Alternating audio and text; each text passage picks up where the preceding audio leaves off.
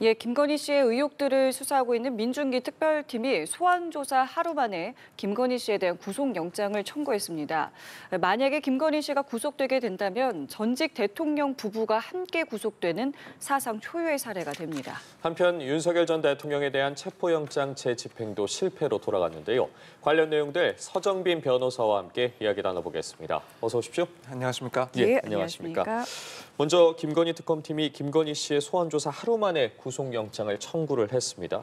당초에 한두 번 더 조사를 한 후에 구속영장을 청구할 수 있지 않겠냐라는 관측이 있었는데 바로 청구를 했습니다. 예상 좀 하셨습니까? 사실 저도 이 워낙 혐의 자체가 방대하고 또 그중에 일부분에 대해서만 조사를 진행을 했기 때문에 구속영장을 청구하는 것은 조금 시일이 걸릴 것이다. 한두 번 정도 소환을 더 하고 나서 그때 가서 검토가 될 것이다 예상을 했었는데 제 예상보다도 훨씬 더 빨리 소환 조사 한 번을 끝을 내고 곧바로 이제 구속영장을 청구를 했습니다.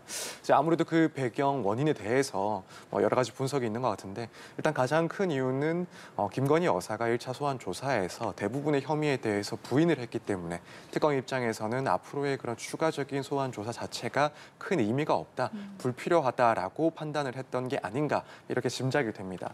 특히 전면적으로 모든 혐의를 부인을 하면서 앞으로 조사가 계속 이루어질 경우 그 사이에 예컨대 공범들과의 그런 말맞추기를 한다든가 혹은 객관적인 물증을 은닉하거나 혹은 은폐할 수도 있다라는 그런 우려까지도 커질 것이다라고 예측을 했기 때문에 결국 이런 사항들을 종합했을 때 특검 측에서는 추가로 소환 조사를 하는 것보다 현 시점에서 곧바로 신병을 확보하는 것이 더 의미 있고 타당하다라는 판단을 내렸기 때문이 아닌가 이런 생각이 듭니다. 그래서 일단은 다음 주에 이제 구속영장 실질 심사가 열리고 그 결과를 지켜봐야 되긴 하겠지만 특검 측에서는 우선 기본적인 혐의에 대해서는 진술 외에도 다른 증거들이 어느 정도 확보가 되어 있다. 보다 신속하게 조사를 하기 위해서는 이제 구속 상태에서 나머지 수사를 진행하겠다 이런 의사로 보입니다. 만약에 구속이 되면은 전직 대통령 부부가 함께 구속이 되는 거잖아요. 근데 제가 듣기로는 이제 법조계에서는 동일 사건으로 부부를 동시에 구속하는 것은 좀 지양하는 관행이 있다라고 들었는데 이런 부분들도 고려가 되는 겁니까? 일단 실제로 말씀하신 것처럼 이제 부부가 사실상 동일한 혐의에 대해서 조사를 받고 재판을 예정할 경우에는 일방에 대해서만 이제 구속 상태로 만들고 다른 일방에 대해서는 불구속 상태로 수사와 재판을 진행하는 경우들이 사실상 관행처럼 이어져 있긴 합니다. 저도 실제로 그런 사례들을 보기도 했었고요. 다만 이제 적어도 이 사건과 관련해서는 그런 관행이 적용되기는 상당히 어려울 것이다라고 보여집니다. 우선은 지금 윤 전 대통령 그리고 김건희 여사에 대해서 각각 적용되어 있는 혐의 자체가 무척이나 이제 무거운 그런 사안들입니다. 사실로 확인될 경우에는 상당히 중하게 처벌받을 수 있는 그런 혐의들이 포함되어 있기 때문에 기존의 그런 관행을 유지하는 것이 쉽지도 않다라고 보이고 또 한편으로는 이제 윤 전 대통령뿐만 아니라 김건희 여사도 사실은 조금 별개의 혐의들 그럼에도 불구하고 또 상당히 중요한 그런 개별적인 혐의들에 대해서도 이제 사실 수사를 받고 또 추가적으로 앞으로 재판도 받을 수 있는 상황입니다. 그렇기 때문에 이렇게 부부의 경중을 죄질의 경중을 따져서 일부는 구속을 시키고 불구속을 시킨다라고 좀 가늠하기도 어렵지 않을까. 그리고 무엇보다도 전 국민적으로 지대한 관심을 받고 있는 이런 권력형 비리 사건이라고 할 수가 있는 그런 의혹들이다 보니까 아무래도 이제 기존의 관행을 적용하는 것은 매우 어렵고 결국 이제 원칙론으로 돌아가서 혐의가 소명되고 또 그러한 혐의가 중대하다라고 보일 때 또 이 구속 사유가 인정이 된다라고 판단을 받으면 결국 부부냐 아니냐 상관없이 구속을 하겠다는 그런 기준이 그대로 적용되지 않을까. 그래서 이 부부라는 점은 적어도 이 사건에 있어서는 구속 여부를 판가름하는 데는 중요한 내용이 아니다. 이렇게 관측을 하고 있습니다. 그 구속 사유와 관련해서 특검이 청구한 구속영장에 적시된 혐의들을 보면 주가 조작, 불법 정치자금, 알선 수재 등 3가지입니다. 구체적으로 좀 설명을 부탁드리겠습니다. 네, 일단 자본시장법 위반 혐의 이 부분은 도이치모터스 주가 조작 의혹과 연결이 되어 있는 부분입니다. 결국 2009년부터 해서 2012년 사이에 김건희 여사가 도이치모터스 관계자들과 공모를 해서 주가를 조작하고 또 부당한 이득을 취했다라는 그런 혐의가 포함되어 있는 건데 여기에 대해서는 사실 작년 검찰에서는 무혐의 처분을 내렸다가 이후에 이제 고검에서 재수사를 하고 지금 특검에서 수사를 하고 있는 사건입니다. 그리고 이제 정치자금법 위반 이 부분은 명태균 관련 그 의혹과 연결이 되어 있는 부분입니다. 이제 2022년 보궐선거 당시에 정치 브로커 명태균 씨에게서 무상 여론조사를 제공받고 또 한편으로는 김영선 전 의원에게 공천의 대가를 주었다라는 그런 의혹이 있는데 우선은 이런 여론조사를 무상으로 제공받아서 정치 자금을 법적으로 정해져 있는 방식과는 다르게 제공받아서 정치자금법을 위반했다라는 혐의로 적용이 되어 있는 상황입니다. 그리고 이제 특가법상 알선수재 이 부분은 이제 건진법사 관련된 의혹이 포함되어 있는 내용입니다. 김건희 여사가 이 건진법사를 매개로 해서 통일교 측으로부터 고가의 명품 가방, 다이아몬드 목걸이 그리고 고가의 인삼차를 받았고 반대로 통일교 현안과 관련된 그런 청탁 역시도 받았다라는 내용입니다. 이 부분은 공무원의 직무에 관해서 이걸 알선하면서 금품을 받은 것이기 때문에 특가법상 알선수재에 해당한다. 특검은 이렇게 보고 있습니다. 근데 지금 말씀하신 내용 중에 그 나토 순방 때 착용했던 그 목걸이와 관련해서는 내용이 영장에는 빠져 있더라고요. 이거는 왜 그런 겁니까? 우선 특검 수사 과정에서 사실 이제 해당 목걸이로 추정되는 목걸이가 발견이 되긴 했습니다만 그것이 진품이 아니라 모조품인 것으로 확인이 됐습니다. 이 상태에서 사실 적용을 할 만한 범죄 혐의가 마땅치가 않습니다. 이제 고가의 진품이었다라고 한다면 결국에는 그 소유 경위 등을 따져보고 혹시라도 뇌물 혐의가 의심이 된다라고 했을 때 이 부분 추가로 뇌물 혐의를 적시할 수도 있었는데 문제는 이 발견된 목걸이가 모조품이었기 때문에 뇌물 혐의나 기타 범죄 정황에 대해서 수사를 하기에는 시간적으로도 부족했고 기존의 그런 자료로는 추가 혐의로 설정을 하기에는 상당히 어려웠다라고 보입니다. 그렇기 때문에 지금 이 부분 관련해서는 이 범죄 혐의를 특정할 수 없는 그런 시기이기 때문에 여기에 대해서 영장에는 기재를 할 수 없었다 이렇게 보여집니다.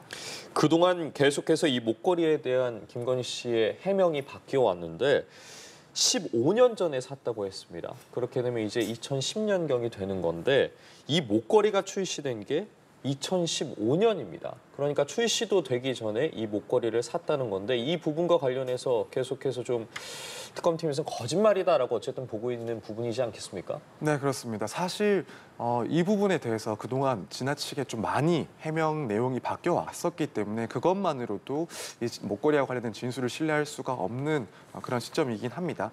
지금 처음 이런 목걸이에 대한 의혹이 제기됐을 때 해당 목걸이는 현지에서 빌렸다라고 얘기를 했다가 혹은 그 다음에 지인에게서 빌렸다. 또 이후에는 검찰에서는 직접 구매를 한 모조품이고 잃어버렸다라고 했다가 또 특검 조사에서는 모친 선물로 약 15년 전에 홍콩에서 구매를 했다라고 진술한 것으로 알려져 있습니다. 그런데 이렇게 수차례 진술이 변경되었던 것 자체도 사실 설득력을 상당히 잃어버리는 과정이었고 특히 말씀하신 것처럼 이 15년 전에 구매했다라고 하는 해당 목걸이는 실제 10년 전에 이 진품이 발매가 되었던 그런 제품이라 보니 시기적으로 불가능한 시기에 구매를 했다라는 설명이 돼버립니다. 그렇기 때문에 이런 부분은 설득력이 상당히 떨어진다. 그래서 아마 특검 측에서는 이 실제 목걸이가 존재하는 것이 아닌지 따로 진품을 보관하고 있는 것이 아닌지 당연히 큰 의심을 할 수밖에 없을 거고 반면에 이제 김건희 여사 측에서는 여기에 대한 또다시 이제 해명이 필요한 사안이긴 합니다. 근데 사실 또 일각에서 일부 보도에 의하면 당시에 목걸이를 구매한 시점을 특정을 하면서 어머니의 선물로 구매를 했다. 어머니의 환갑 선물로 구매를 했다. 이런 내용의 진술이 있었다라고 보도가 되고 있는 상황입니다. 만약 그런 식으로 진술을 했다라는 게 사실이다라고 한다면 사실 김건희 여사 측에서 이 부분 해명하는 것이 매우 어려워진 상황이 아닌가라고 생각이 됩니다. 왜냐하면 이 결국 어머니의 환갑 때 준비한 선물이라는 그런 이야기는 기억에 남을 만한 시기에 대해서 특정을 해버린 것이기 때문에 다시 한번 이 시점을 되돌리는 것은 상당히 어려운 일이 아닐까. 그래서 이 부분 신빙성은 현저히 떨어져 있는 것이다라고 평가하는 게 맞지 않나 이런 생각이 듭니다. 자, 그리고 그 특검팀이 김건희 씨 소환했을 때 이런 파일도 제시를 했다고 합니다. 김 씨가 인삼차를 잘 받았다라고 하는 내용이 담긴 겁니다. 이것을 이제 통일교 고위 간부한테 이제 말을 한 내용인데 여기에 대해서 이제 김건희 씨 측은 이렇게 이야기를 했죠. 인사치레한 거다. 실제로 인삼차를 받은 것은 아니다라고 이야기를 했다고 합니다. 이렇게 되면은 어떻게 되는 겁니까? 이 발언의 신빙성을 어떻게 봐야 되는 겁니까? 사실 지금 이 인삼차를 잘 받았다라고 하는 그 내용 결국에는 메시지를 특검 측에서 확보를 하고 그쵸. 이 부분을 이제 보여주면서 네.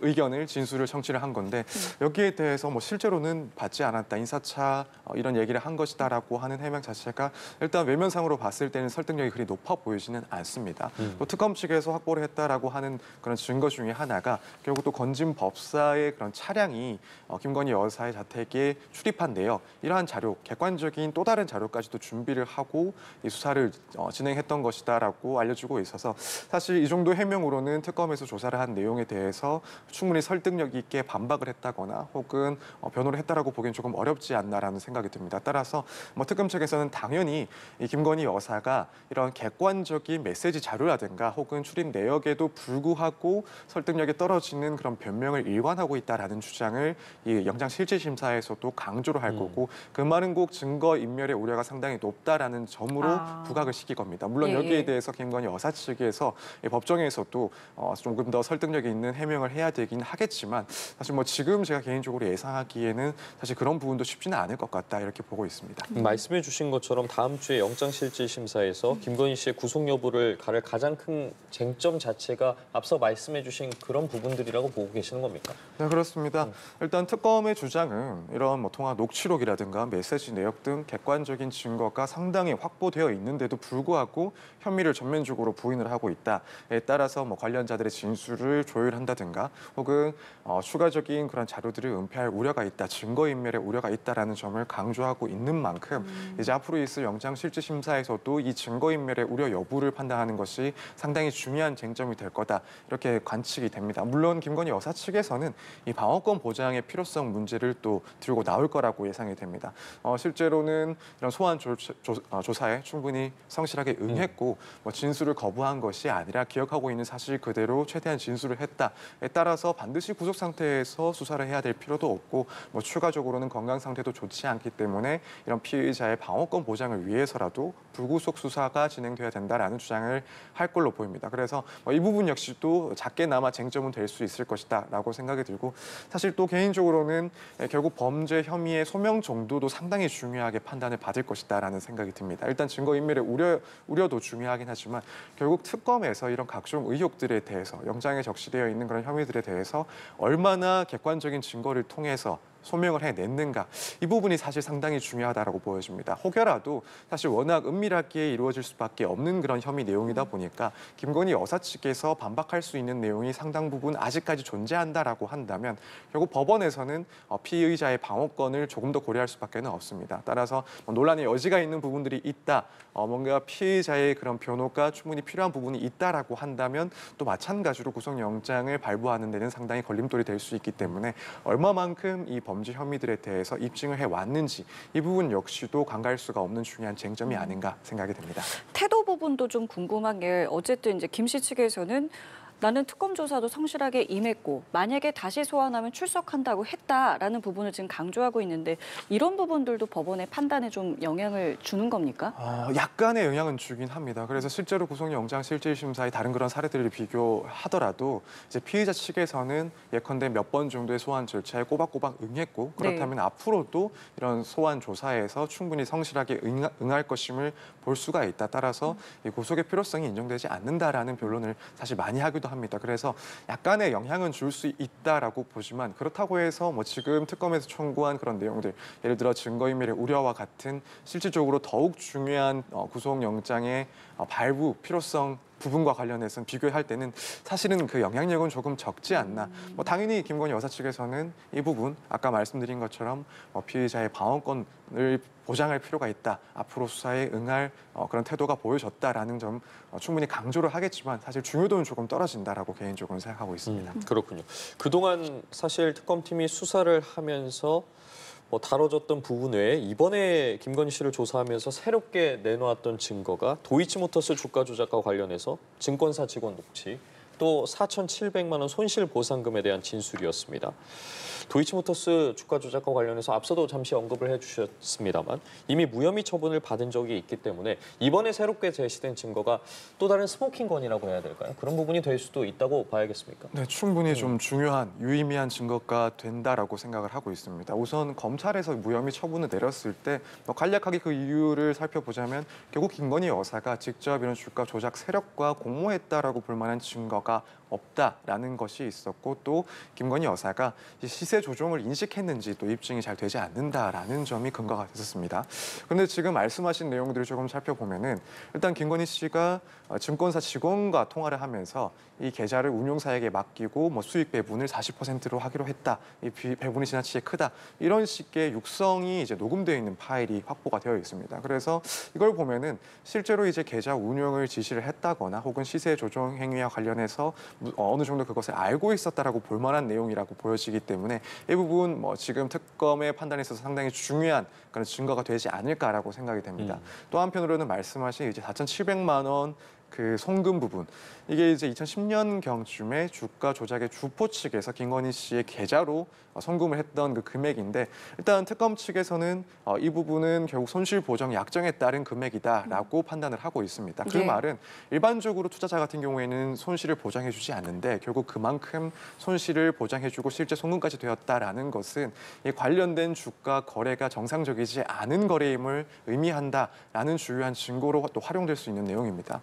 일단 김건희 여사 측에서는 이런 부분에 대해서도 정황적인 증거에 해당하기 때문에 혐의 입증에는 사용할 수가 없는 증거다라고 반박을 하거나 혹은 일부에 대해서는 기억나지 않는다라고 진술한 것으로 알려져 있긴 한데 사실 지금 이 언급한 이 두 가지 정도의 증거들은 상당히 이제 기존 검찰의 그런 판단을 뒤집을 만한 중요한 증거가 아닌가 이렇게 생각을 하고 있습니다.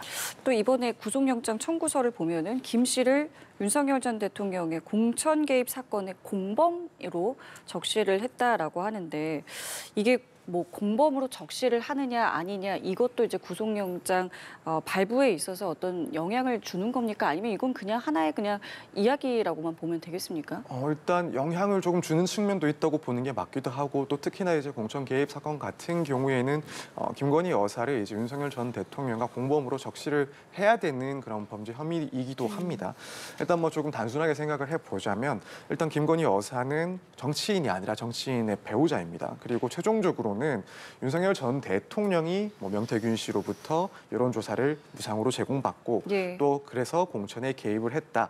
이제 이런 내용에 도달하는 것이 특검의 시각이고 결국에는 최종적으로는 법원의 판단을 받아야 되는 부분입니다. 그렇다면 이제 김건희 여사는 윤석열 전 대통령과 공범이 성립이 되어야 되는 거고 이걸 특검에서는 강조를 해야 되는 사항입니다. 특히 이제 공천 개입 의혹 같은 경우에는 공무원이 선거 과정에 개입을 해야 처벌할 수 있는 것이고 그러다 보니 더더욱 김건희 여사는 이 공무원이 아닌 신분이다 보니까 윤석열 전 대통령과의 그 공범인 점을 적시를 해야 이 영장의 범죄 혐의가 의미가 있게 되는 겁니다. 따라서 이러한 점들 때문에 이제 윤석열 전 대통령과 공범이라고 적시가 되었다라고 보시면 될 것 같고 또 한편으로는 이 내용 자체는 앞으로 이제 김건희 여사뿐만 아니라 윤석열 전 대통령에 대해서도 이런 공천 개입과 관련해서 실제 주범이라고 보고 수사를 이어나갈 것이다라는 점을 보여주는 측면이기도 하다 이렇게 보시면 될 것 같습니다. 지금 윤 전 대통령에 대한 체포영장 집행 기한이 어제까지였습니다. 그리고 체포영장 재집행을 시도했지만 무산이 된 상황인데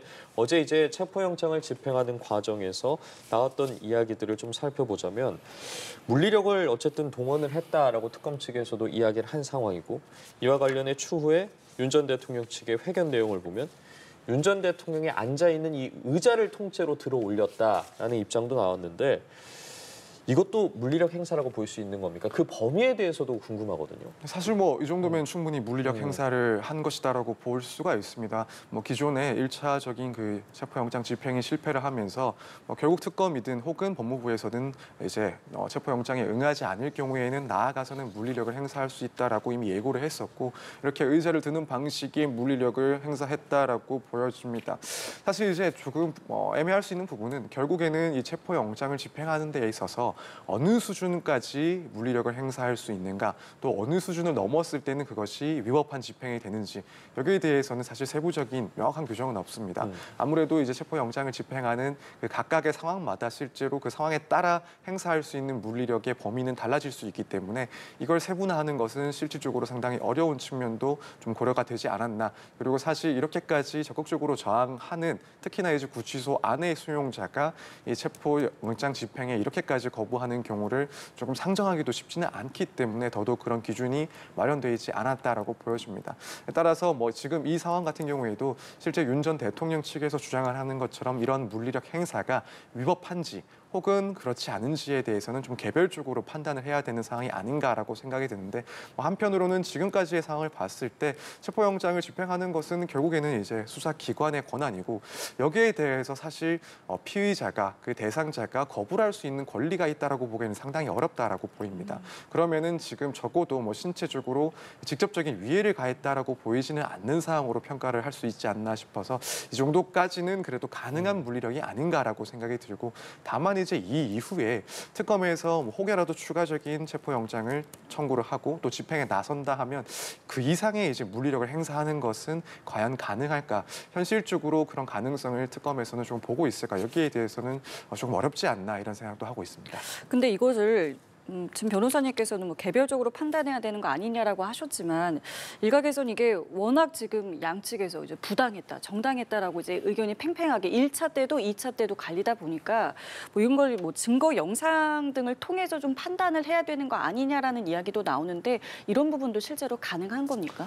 근데 결국에는 만약에 뭐 윤석열 전 대통령 측에서 이 부분 법적으로 문제를 제기를 한다라고 하면 그때는 이제 결국 이 증거가 뭐 법원을 통해서라도 확인이 될 수가 있고, 나아가서 뭐 양측의 동의가 있다라고 한다면 공개가 될 수도 있긴 합니다. 뭐 가장 중요한 것은 윤석열 전 대통령 측의 입장이 아닌가. 특히나 이제 법무부 측, 특검 측에서는 뭐 윤석열 전 대통령 측의 동의가 있다면 기존의 그런 집행 영상들 이것도 공개를 할 수가 있다라고 이제 입장을 밝혔기 때문에 가장 중요한 것은 윤 전 대통령 측의 동의 유무가 아닐까 싶습니다.